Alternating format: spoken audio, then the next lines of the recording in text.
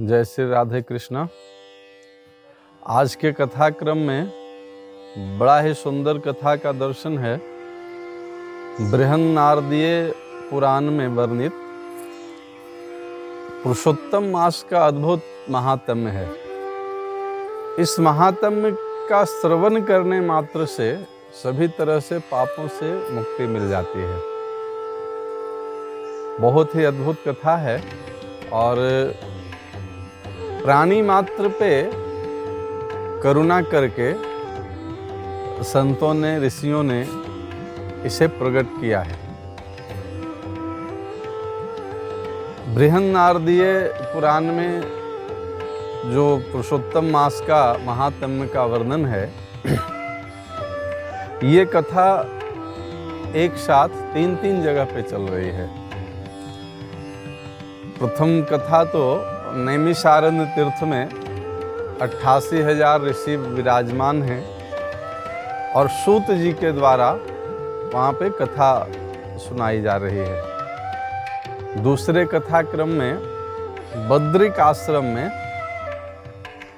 देव ऋषि नारद के द्वारा प्रश्न किया जाता है और स्वयं भगवान नारायण, बद्री नारायण इस कथा को सुनाते हैं।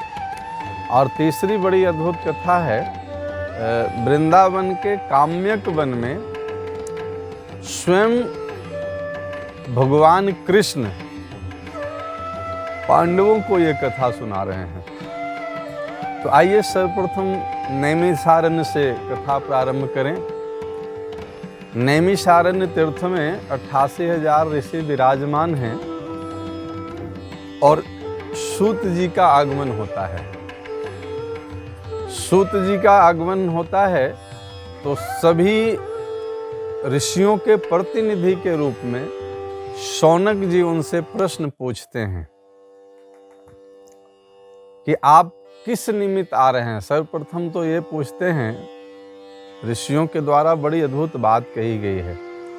सर्वप्रथम तो ऋषियों ने खड़े होकर के स्वागत किया सूत जी का, फिर सभी लोग दंडवत प्रणाम किए, फिर सूत जी सभी को दंडवत प्रणाम किए। इसके बाद सभी जो ऋषि विराजमान हैं वो बड़े कृत होकर के अहोभाव प्रकट करते हैं कि बिन हरि कृपा मिलहि नहीं संता। निश्चित रूपे न परमात्मा की, श्रीहरि की विशेष कृपा आज हम पे उतरी है, तभी आप दर्शन दिए हैं। तो कृपया करके बताने का कष्ट करें कि आपका आगमन किस हेतु हुआ है। इतना सुनने के बाद सूत जी सबसे पहले तो अपने आने का वृतांत बताते हैं कि हम कहाँ से होके आ रहे हैं। तो वो बताते हैं कि हम सभी तीर्थों में स्नान करते हुए पुष्कर गए, प्रयागराज गए, गया जी गए, गया गदाधर भगवान का दर्शन किए, विष्णु भगवान के चरण का दर्शन किए।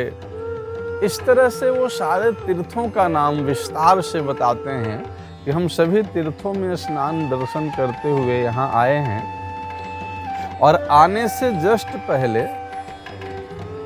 राजा परीक्षित को सुखदेव जी के द्वारा श्रीमद् भागवत कथा जो सुनाई गई, वो पूरी कथा सुखदेव जी के मुखारविंद से हमने सुना और अपने सामने राजा परीक्षित को मुक्त होते हुए देखा। और अभी सीधा हम वहीं से आ रहे हैं, श्री सुखदेव जी के द्वारा कथा श्रवण करके। तो 88,000 ऋषि जो विराजमान हैं नैमिषारण्य तीर्थ में, वो कहते हैं कि सूत जी, निश्चित रूपे न हम आपसे श्रीमद् भागवत जी की कथा तो सुनेंगे ही, जो अभी आपने परमहंस चक्र चूड़ामणि श्री सुखदेव जी महाराज से सुन करके आ रहे हैं, लेकिन उससे पहले आप हमें कोई ऐसा साधन बता दें जिससे हम लोगों का कल्याण शीघ्र अतिशीघ्र हो और सरलता से कल्याण हो जाए।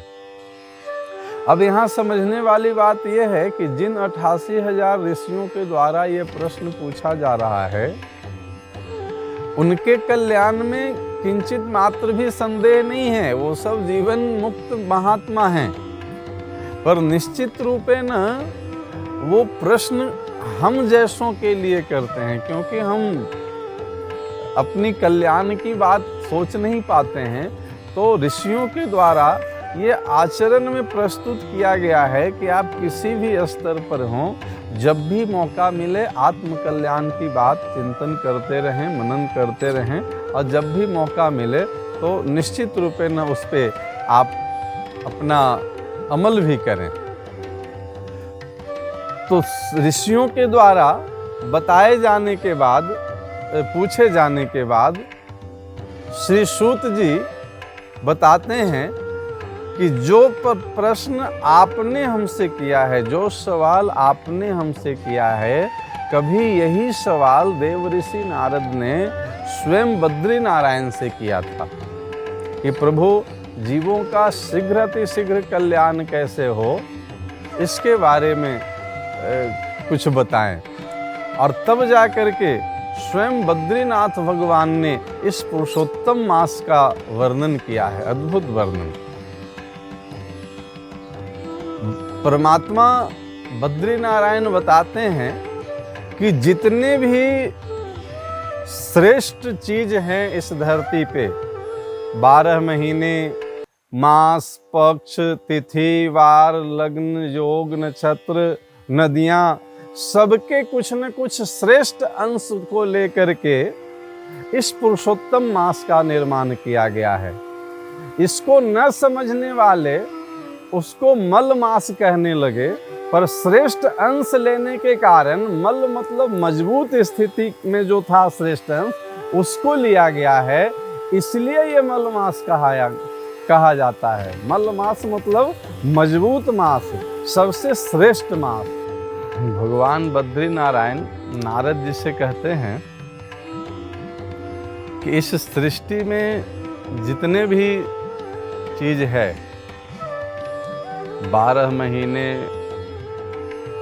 दिन, तिथि, नक्षत्र, वार, योग, करण, सातों समुद्र, सारे नक्षत्र, तारागण, सबके थोड़ा थोड़ा श्रेष्ठ अंश को लेकर के इस पुरुषोत्तम मास का निर्माण किया गया।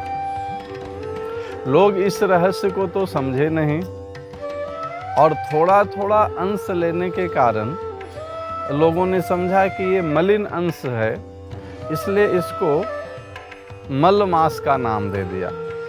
जबकि हर चीज से श्रेष्ठ अंश लिया गया है, वो मलिन अंश नहीं था, श्रेष्ठ अंश था। मल मत का यहाँ अर्थ घटित होता है मजबूत। मल मतलब देखते हैं मल्ल युद्ध होता है तो क्या वो दो पहलवानों का युद्ध होता है, वो कोई मलिन लोगों का युद्ध थोड़े नहीं होता है। तो उसी तरह से यहाँ श्रेष्ठ अंश का ग्रहण किया गया है। और मलिन अंश समझ करके कोई भी देवता इस महीने को अपनाने के लिए तैयार नहीं हुए। तब एक बार ये मल मास रोते हुए भगवान बद्री नारायण के पास गया और अपनी दुखड़ा सुनाया कि प्रभु, अगर हम त्याज्य ही हैं, हम में कोई भी श्रेष्ठ गुण नहीं है, हमारा कोई उपयोग ही नहीं है, कोई अच्छे काम होते नहीं हैं, न हमारे में इस महीने में कोई शादी विवाह का काम होता है, न किसी प्रकार का कोई नया घर बनाने का मुहूर्त, गृह प्रवेश का मुहूर्त, किसी भी प्रकार का मुहूर्त होता नहीं है। जब हम त्याज्य ही हैं, तो आपने तो मेरा निर्माण किया था हिरण्यकशिपु का उद्धार करने के लिए। हिरण्यकशिपु का उद्धार तो आपने कर ही दिया, तो हमें भी नष्ट कर दीजिए। जब मेरा कोई उपयोग ही नहीं है, तो फिर हमें रखने का क्या मतलब है। इस तरह से बहुत विलाप करता है ये मलमास। तब भगवान बद्री नारायण कहते हैं कि चुप हो जा, हमारे यहाँ आने के बाद कोई फिर दुखी नहीं होता है। चलो हम तुमको लेकर के वैकुंठनाथ के पास चलते हैं। और बद्रीनाथ मल मास को लेकर के वैकुंठ लोक में वैकुंठनाथ के पास जाते हैं। वैकुंठनाथ से सारी बातें कह सुनाते हैं। बोले प्रभु आप इसका न्याय करें। वैकुंठनाथ बोले कि चलो हम सब मिलकर के स्वयं पुरुषोत्तम परमात्मा श्री कृष्ण के पास गोलोक धाम चलते हैं। नारद जी हैं, मलमास है, बद्रीनाथ भगवान हैं, वैकुंठनाथ भगवान हैं और सब जाते हैं श्री कृष्ण के पास कि आप ही परम पुरुष हैं, आप ही पुरुषोत्तम हैं, आप ही परमात्मा हैं, इस सृष्टि का बीज आप ही हैं, आप ही इस मलमास का न्याय करें।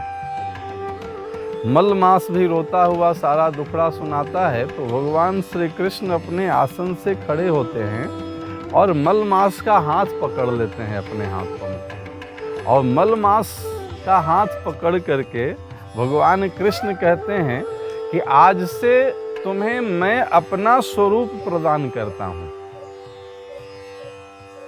आज से तुम्हें मैं अपना स्वरूप प्रदान करता हूं। और जब भगवान कृष्ण अपना स्वरूप प्रदान कर दिए तो भगवान कृष्ण का एक नाम पुरुषोत्तम भी है। उत्तम, उत में तम प्रत्यय लगा है, मतलब जो सबसे श्रेष्ठ हैं, इनसे श्रेष्ठ कुछ नहीं है, इसलिए इनका एक नाम पुरुषोत्तम है। बोले आज से तुम्हारा नाम मलमास नहीं पुरुषोत्तम मास होगा। और एक और बात कह दी भगवान कृष्ण ने कि आज से जो तुम्हें मलमास कह करके तुम्हारा उपहास करेगा, जो कोई भी आज से तुम्हें मलमास कह करके तुम्हारा उपहास करेगा, उससे इसका दोष लगेगा, उसे इसका पाप लगेगा। और जो पुरुषोत्तम मास मान करके जो तुम्हारा सम्मान करेगा, जो तुम्हारा अनुष्ठान करेगा, जो तुम में व्रत त्योहार करेगा, जो तुम में दान पुण्य करेगा, जो तुम में यज्ञ हवन करेगा, उसका 10 गुना फल मिलेगा। इस प्रकार से देव ऋषि नारद को निमित्त बना करके वैकुंठनाथ ने मल मास को पुरुषोत्तम मास में बदल दिया गया, जिसकी बड़ी अद्भुत महिमा है। अब आगे की कथा में आप सुनेंगे भगवान कृष्ण स्वयं पांडवों को कथा सुना रहे हैं। काम्यक वन में, वृंदावन में एक वन है जिसका नाम है काम वन। और काम वन में पांडव वनवास की अवधि काट रहे हैं। वहाँ भगवान कृष्ण जाते हैं पांडवों से मिलने के लिए। द्वारिका से भगवान कृष्ण आते हैं पांडवों से मिलने के लिए। और पांडव की ये दुर्दशा देख करके, वल्कल वस्त्र धारण किए हुए हैं पांडव, द्रौपदी की केस खुली हुई है, कृष्ण को बड़ा रोष आता है। कृष्ण इतने गुस्से में आते हैं कि उनके मुख से लपटें निकलने लगती है। वो हजारों कराल काल के समान उनका मुख हो जाता है और उसमें से लपटें निकलने लगती है जो अभी पूरे भूमंडल को जलाने में सक्षम था। कृष्ण के इस स्वरूप को देख करके पांडव उनके चरण में पड़ जाते हैं और अर्जुन हाथ जोड़ करके कहता है कि प्रभु आप जगदाधार जगदीश्वर हैं, जगत के रक्षक हैं और आप इस जगत को जला डालेंगे तो हम भी तो इस जगत में ही हैं, हम इस जगत से अलग थोड़े न हैं। और जब आप पूरे जगत को ही जला डालेंगे तो फिर हम कैसे बचेंगे। और सिर्फ एक दुर्योधन की गलती के कारण पूरे जगत को सजा दे देंगे आप। प्रभु आप कृपा करके अपना स्वरूप को संभालिए और आप क्रोध न करें, आप आशीर्वाद दें। आपके आशीर्वाद से हम ही कौरवों को दंडित करेंगे, हम कौरव को समाप्त करेंगे। इस बीच पांडव एक बात पूछते हैं। अर्जुन पूछता है कि केशव, श्रुति कहती है कि काहू न कोई सुख दुख कर दाता, निजकृत कर्म भोग सब भ्राता। कोई किसी को न सुख दे सकता है न दुख दे सकता है, अपना ही कर्म सुख दुख के रूप में प्रस्तुत होता है। जब फल भुगतने की बारी आती है तो सुख तो हम बड़े आराम से भुगत लेते हैं, दुख आता है तो हम रोते चिल्लाते रहते हैं, भगवान को कोसते रहते हैं, मिथ्या किसी अन्य को दोष लगाते हैं। तो निश्चित रूपे न निमित्त दुर्योधन बना है, पर कोई न कोई कर्म तो मेरा ही ऐसा रहा होगा जिसके कारण हमें ये दुख भोगना पड़ रहा है। तो प्रभु इस जन्म में तो मैंने इस तरह का कहीं कोई पाप कर्म किया नहीं है, फिर मुझे ये दुख क्यों भोगना पड़ रहा है। अर्जुन के इस सवाल के जवाब में भगवान कृष्ण द्रौपदी के पूर्व जन्म की एक कथा सुनाते हैं। बड़ी अद्भुत कथा है, बहुत ध्यान से सुनेंगे एक एक शब्द को। एक महर्षि हैं, महात्मा हैं, जिनका नाम है मेधावी, महात्मा मेधावी ऋषि। और मेधावी ऋषि की एक कन्या है, वो भी बचपन से ही बड़े तपस्वी स्वरूप में रहती है, भगवान की अद्भुत तपस्या करती है। थोड़े ही दिनों बाद, लगभग 6-7 वर्ष की वो कन्या होती है, तो मेधावी ऋषि के पत्नी का देहांत हो जाता है। और उसके 3-4 साल बाद, लगभग उस कन्या की उम्र 10 वर्ष की है, तो मेधावी ऋषि का भी देहांत हो जाता है। इतने में वो कन्या, ऋषि कन्या, मेधावी ऋषि की जो कन्या 10 वर्ष की है, वो रोती बिलखती इधर उधर घूम रही होती है। तो उनकी मुलाकात दुर्वासा ऋषि से होता है। और दुर्वासा ऋषि जब उस कन्या को दुखी देखते हैं, रोते हुए देखते हैं, तो बताते हैं कि तुम चिंता न करो, विलाप न करो, अभी से ठीक 3 महीने बाद पुरुषोत्तम मास आने वाला है, तुम उस पुरुषोत्तम मास का व्रत करो, इससे तुम्हारे दुख का निवृत्ति होगा और तुम्हें सुख की प्राप्ति होगी। पर कहते हैं मनुष्य का जब प्रबल दुर्भाग्य होता है, तब हरि गुरु संतों की बातों पर उसे भरोसा नहीं होता है, वो बहस करने लगता है, कुतर्क करने लगता है। और हरि गुरु संतों पे भरोसा न होना मानो अपने दुर्भाग्य को और जगा लेना होता है। वो ऋषि कन्या कहती है कि महात्मन, 12 महीने में कार्तिक महीने की इतनी महिमा है, वैशाख महीने की इतनी महिमा है, अगहन महीने की इतनी महिमा है, आपने इन सारे माह का तो कोई महिमा बताया नहीं, और आप जाने कहाँ से ये पुरुषोत्तम मास की महिमा बता रहे हैं, और पुरुषोत्तम मास की आप इतनी तारीफ कर रहे हैं। इतना सुनते ही दुर्वासा ऋषि क्रोध में भर गए, और क्रोध में भर के कहते हैं कि आज पहला ऐसा मौका है जब क्रोध करने के बाद भी हम तुम्हें श्राप नहीं दे रहे हैं। वरना ये ऐसे महात्मा हैं जो श्राप पहले देते हैं, समाधान बाद में बताते हैं। पर आज क्रोध में भर करके दुर्वासा ऋषि कहते हैं कि आज पहला ऐसा मौका है जब हम क्रोध में भरे हुए हैं, लेकिन तुम्हें श्राप नहीं दे रहे हैं, क्योंकि तुम्हारे पिता महात्मा मेधावी ऋषि का स्मरण हो रहा है। और महात्मा मेधावी ऋषि हमारे बड़े अच्छे मित्र थे, तो तुम में हम पुत्री भाव का दर्शन कर रहे हैं। तुम्हें इस पुरुषोत्तम मास में निष्ठा नहीं हुआ, और तूने पुरुषोत्तम मास की निंदा करके स्वयं परमात्मा पुरुषोत्तम की ही निंदा करी है, इसलिए तुम्हें कष्ट भुगतना पड़ेगा, तुम्हें इसका दंड भुगतना पड़ेगा। इतना कह के दुर्वासा ऋषि वहाँ से चले जाते हैं। वो कन्या, ऋषि कन्या तो थी ही, लिखा है कि वो बड़ी उच्च कोटि की साधना करती है, तप करती है, भगवान शिव को प्रसन्न करती है। 9000 वर्षों तक भगवान शिव की उपासना, साधना, आराधना करती है।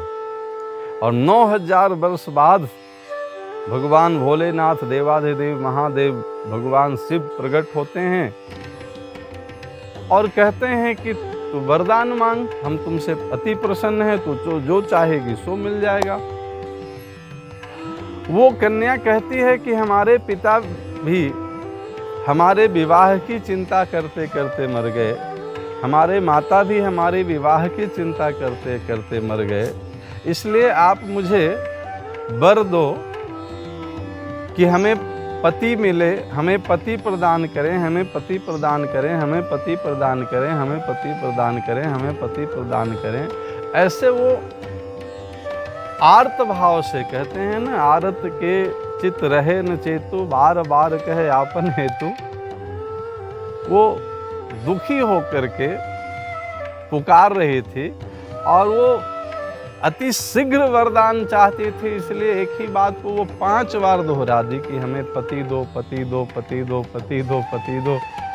भगवान भोलेनाथ प्रसन्न हो गए, बोले तूने 5 बार कहा है कि पति दो, पति दो, पति दो, पति दो, पति दो, तो हम तुम्हें वरदान देते हैं कि तुम्हें 5-5 पति प्राप्त होंगे। अब ये ऐसे आशुतोष हैं, जितने बार कहो उतने बार वरदान ले जाओ। जब उस कन्या को पता चला कि हमारे 5 पति होंगे तो वो तो रोने लगी, बोले महादेव आपने ये क्या किया, एक कन्या के 5 पति, ऐसा तो आज तक न कभी सुनने में आया है न देखने में आया है। लोग हमारा उपहास करेंगे, हमारी हंसी होगी, हमारी निंदा होगी। भगवान भोलेनाथ बोले कि अब तो हम कह दिए तथास्तु, तो मिलेगा, लेकिन चलो इसमें थोड़ा सुधार कर देते हैं। इस जन्म में तो तुम्हारा विवाह होगा नहीं, शीघ्रातिशीघ्र तुम्हारे ये शरीर छूटेगा और अगले जन्म में तुम अयोनिजा कन्या के रूप में प्रकट होगे। तुम यज्ञ कुंड से प्रकट होगे और सामान्य संसार की सामान्य नियम व्यवस्था सामान्य जीवों पे लागू होती है। तुम प्राकृत नहीं अप्राकृत रूप से वहां पे प्रकट होगे। यज्ञ कुंड से तुम्हारा जन्म होगा और उस जन्म में तुम्हें 5-5 पति प्राप्त होंगे, सब धर्मनिष्ठ होंगे, बलवान होंगे। और इसीलिए तुम पर संसार का नियम लागू नहीं होगा, तुम्हारी हंसी नहीं होगी, तुम्हारी निंदा नहीं होगी, बल्कि 5 कन्याओं में तुम्हारी प्रतिष्ठा होगी। एक और बात शंकर जी ने कह दी कि तूने पूर्व जन्म में पुरुषोत्तम मास की निंदा करी थी, पुरुषोत्तम मास में तुम्हारी निष्ठा नहीं थी, इसके कारण तुम्हारे मुख से ये 5 बार पति दो शब्द निकला और उसी दोष के कारण मैंने भी तथास्तु कह दिया कि तुम्हें 5 पति मिलेंगे। पूर्व के इस पुरुषोत्तम मास के प्रति जो बना अपराध है तुम्हारा, उसके फलस्वरूप तुमसे ये गलती हो गई। हाँ, तुम्हें 5-5 पति प्राप्त होंगे जरूर, 5 धर्मनिष्ठ, कर्मनिष्ठ, धनवान, बलवान, हर तरह से श्रेष्ठ पति प्राप्त होंगे। पर पुरुषोत्तम मास का किया हुआ अपराध के कारण तुम्हें उस जन्म में भी पतियों के साथ कष्ट भुगतना पड़ेगा। ये कथा स्वयं भगवान कृष्ण कामवन में पांडवों को सुना रहे हैं कि द्रौपदी के पूर्व जन्म में किए हुए पुरुषोत्तम मास के प्रति अपराध के कारण तुम सब ये वन वन में भटक रहे हो। अब एक प्रश्न रह गया यहाँ पर कि महाराज अपराध तो द्रौपदी से बना था, पर पांडवों की इसमें क्या गलती थी? पांडव क्यों दुख भोग रहे थे? तो पांडव का कोई अपराध नहीं था, पर अपराधी से संगति बैठ गई थी, द्रौपदी का साथ मिल गया था। तो धर्म में अपराध करना भी उतना ही दंड का अधिकारी है। जो अपराध करने वाले का साथ बन जाए तो उसे भी दंड का अधिकारी बनना पड़ता है। द्रौपदी का पूर्व जन्म में पुरुषोत्तम मास के प्रति बना अपराध के कारण पांडव सहित द्रौपदी को 12 वर्ष का वनवास और 1 वर्ष का अज्ञातवास भुगतना पड़ा। इस कथा सुनाते सुनाते एक और बात कह दी भगवान कृष्ण ने कि अस्तु पांडव हमारे भक्त हैं, द्रौपदी हम में अनन्य निष्ठा रखती है, अनन्य भक्ति रखती है, वो हमारी सखी है।